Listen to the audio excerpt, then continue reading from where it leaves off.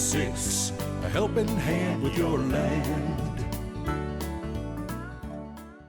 Neil from Essex here. We're going to have a short conversation and do a comparison between Kubota's Grand L series and Kubota's MX series tractors. Take a quick walk around here with me and we'll show you some of the differences between these two series. So the very first thing that we want to do when comparing two tractors is to stop looking at the numbers and take one gigantic step backwards and talk through what your application is. All too often when we see guys come in and they're on one of our lots, there's always a race for bigger numbers, right? We're all programmed to want more horsepower, more loader capacity, more of all of these things.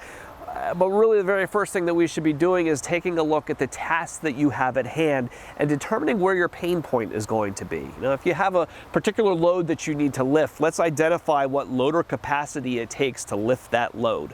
Not just look for the biggest loader that we can find. Or if you have a particular implement that you need to run on your 3-point hitch, let's look at the horsepower demands of that implement and pick the right engine to power that implement and work forward from there. Rather than letting this be solely a numbers game, make it a game about your application, right? Pick your application, identify the needs, and then find the right tractor to suit what you have to do. This is a difficult comparison to do because these are two very misunderstood products in Kubota's product line. The L series is very complicated. There's a lot of models offered in that series machine, all the way from some very basic 25 horsepower stick shift transmissions, clear up into some 60 horse machines with heat and air conditioning and on very deluxe machines. So there's a huge breadth in the L series. But sitting just beyond the L series, if you go from the top end models and you want to go a step bigger, there's an MX series tractor out here as well.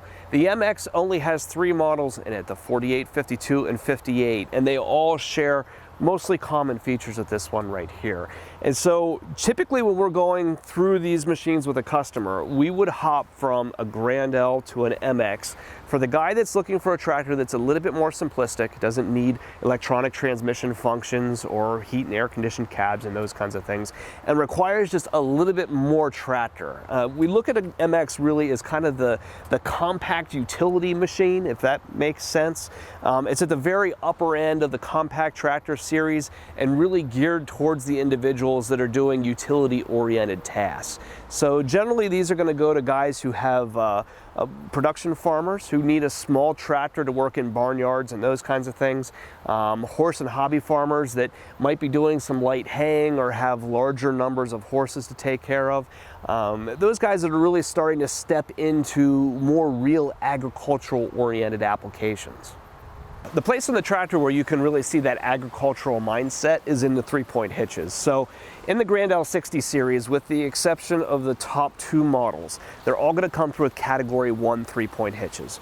But over in the MX series, all of these machines are going to come through as Category 2, and they're going to have a little bit bigger back end, a little bit larger axles, a little bit heavier 3-point hitches to support those larger rotary cutters or 3-point bale spears, or those heavier attachments that you may put on a more utility-minded tractor. This is a machine that you're less likely to mow with, say a finish mower for instance. Somebody may very easily have a 10-acre lot to mow where putting a 3-point hitch finish mower in the back of a Grand L series is going to be very, very natural. But if you come over to an MX series machine and you were to do that same thing, the added weight of this tractor is really going to cause you to rut up your grass and stuff a lot more than it would on a more compact-oriented Grand L series machine. So we've got a distinction here a little bit in compact tractor tasks versus utility-oriented tasks between the Grand L and the MX. If you're looking at the drawbar of the machine back here, you'll see the same thing that you would notice on the 3-point hitch as well.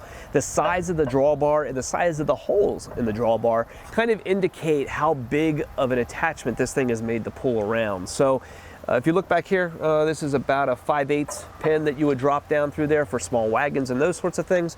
But if you go over to an MX over here, you'll notice a much larger drawbar with a much larger hole in it, better part of about an inch or so. So if you needed to pull around, say like a small hay wagon or something like that, you could actually pull it off with this machine with its more stout rear end and bigger drawbar.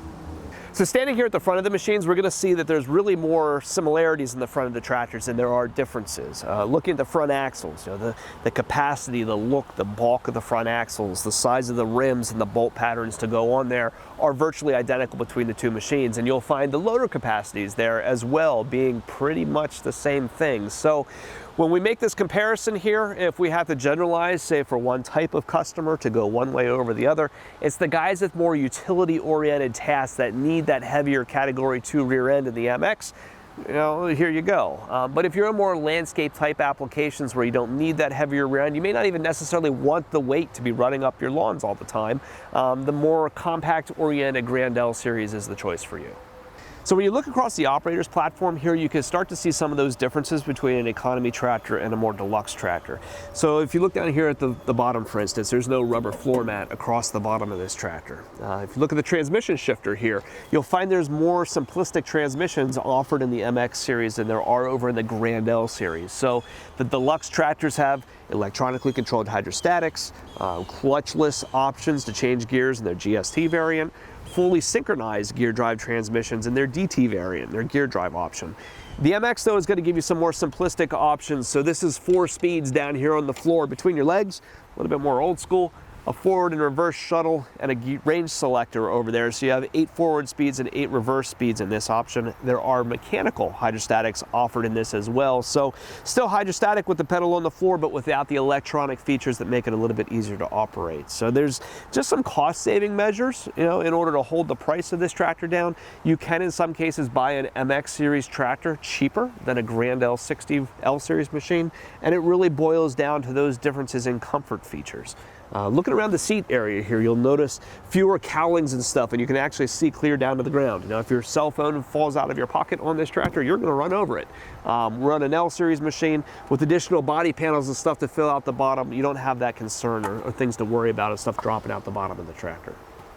So in summary, if you're looking at a tractor in the L series and considering whether you should move up to an MX, if you're looking at a tractor in the bottom end of the L series, say any of the standard L series tractors, 2501, 3301, 3901, moving to an MX is a big leap. This is a lot more tractor at a much higher price point, and it's probably a jump that you're not going to want to make. From a 4701 standard L, an MX 4800 is almost a no-brainer. It's a very, very small price jump, and is going to get you that heavier Category 2 rear end. From an L60 series machine, this is going to feel a lot different. So if you're in one of the deluxe tractors with all those deluxe transmission features, or you need a machine with a cab with the heat and air conditioning and everything, moving to an MX is a lot more of an economy tractor. You know, it's a bad machine. They're both going to do much of the same work, but there's a comfort level and a refinement found in that deluxe tractor that's not over here. That being said, you know, if you find yourself at the upper end of the capacities of some of these tractors and you just need that machine with a little bit more raw weight for a little bit more of a grunt, you know, if you're going to go out and throw a mower behind this thing and kick it in gear for 8 hours and go, hey, an MX is really worth looking at in that regard. So this is a difficult comparison to make. Like I said, there's a lot of models in these two series, but when you're standing beside these machines side by side, you can start to kind of feel the vibe of where these two machines are targeted at. And you know, the best thing that you can always do is to really, you know, take a trip out here, right? Come out onto one of our lots where we have all of these machines sitting side by side, hop on the seat and drive them around for yourself and make your own conclusions. So if we can help you through that process, or if you have any parts or service needs for your machines, give us a call at Messick's. We're available at 800-222-3373 or online at messick's.com.